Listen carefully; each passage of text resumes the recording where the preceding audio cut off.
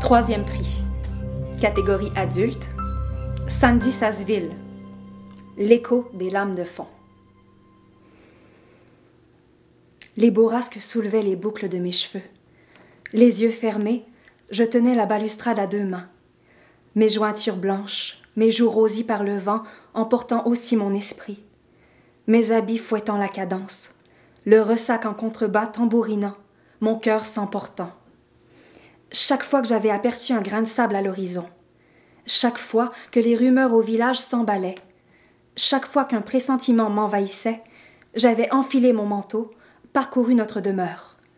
J'étais sortie par la galerie donnant dans notre chambre à coucher, et j'avais gravi l'escalier extérieur pour atteindre ce balcon, le balcon de la veuve.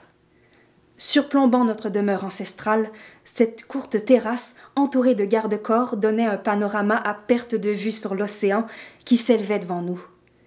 Tu m'avais expliqué que cet endroit devait son nom aux veuves éplorées qui avaient attendu éperdument leur mari sur des toits comme celui-ci. Je refusais obstinément d'en faire partie. Des mois que ton navire était parti en mer. Au fil du temps qui passait, mon cercle social s'était réduit à néant. La solitude qui avait envahi mon cœur me pesait. Je hantais les couloirs de notre vaste maison silencieuse. Je passais mes nuits à rêver de toi. Je me languissais de pouvoir toucher ton corps à nouveau. Parfois seule, étendue dans notre lit, je sentais ton souffle dans mon cou, ta barbe sur ma peau, tes mains parcourant mon corps. Ces souvenirs m'exhalaient ardemment. Je me caressais en rêvant de toi, plongée dans ces torrents de réminiscences. Ta présence me semblait presque réelle. Et chaque aurore qui s'immisçait dans notre chambre de sa lueur spectrale me ramenait dans ce monde maussade et ténébreux. La vue de ton oreiller vide se remettait aussitôt à gruger mon âme de tourmente. L'attente avait fait de moi un spectre. Je n'arrivais plus à réchauffer l'intérieur de mon cœur, et guère plus celui de notre demeure. Je n'osais plus arpenter nos terres comme nous le faisions. Les pentes abruptes et les falaises déchirées me semblaient maintenant hostiles. Les vents et les marées s'arrachaient et dévoraient les entrailles de notre péninsule à vif.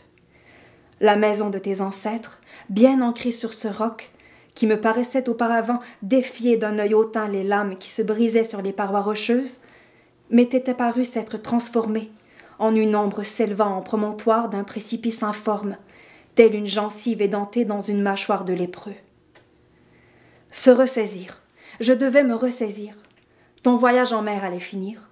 Tu me reviendrais, j'en étais certaine, je devais m'en convaincre. Je savais en t'épousant que nous aurions à être séparés, quelque temps lors de tes voyages. Je croyais par contre avoir des enfants auprès de moi. Nos efforts infructueux pour créer une vie m'ont tordu le cœur. Je voyais aussi la déception au creux de ton regard. Mais l'amour que j'éprouvais pour toi était si viscéral que peu m'importait tant que je t'avais, toi. Me raccrocher. Le vent fouettait mon visage. Le fracas des vagues m'hypnotisait. Les mains toujours agrippées à la rambarde, mon regard se perdait dans le vide. J'étais lasse de cette vacuité qui meublait mes jours. Je n'en pouvais plus de cet abysse qui m'enveloppait sournoisement de plus en plus. Songer. Que devrais-je faire? Ce néant qui emplissait à présent notre demeure, mon être, mes viscères. La dernière étincelle d'espoir se tordait faiblement en moi. Et toi? Réfléchir. Toi, l'attente, l'espoir et le supplice de mon isolement. Toi, ton retour, mon cœur en flammes, mes larmes de joie à la vue de ton navire. Me concentrer, mes yeux cherchant l'abîme de ton regard, les tiens m'évitant. Ma main voulant la tienne, ma bouche espérant ton souffle, ton dédain. Ma fuite, mon manteau, notre chambre, l'escalier, le balcon, et toi à ma suite. Pensée. Les gouttes de pluie coulaient sur ma peau. Mes boucles collaient à mon manteau. Mes yeux scrutant le gouffre s'ouvrant devant moi, penché sur la balustrade. Tes excuses, ton aveu, mon cœur brisé, mon âme détruite, ma froideur, ma folie, la faim. Analyser. C'est en quittant le balcon ce soir-là que je me dis que je n'y mettrai plus les pieds. Les heures passées là-haut, dans l'attente d'un homme dont j'étais éperdument amoureuse, avaient été vaines. Il était bien revenu de la mer, mais je me retrouvais tout de même veuve. Dans l'élan de ma colère, il avait basculé au-delà du parapet. Agir. Un dernier regard sur ce beau visage.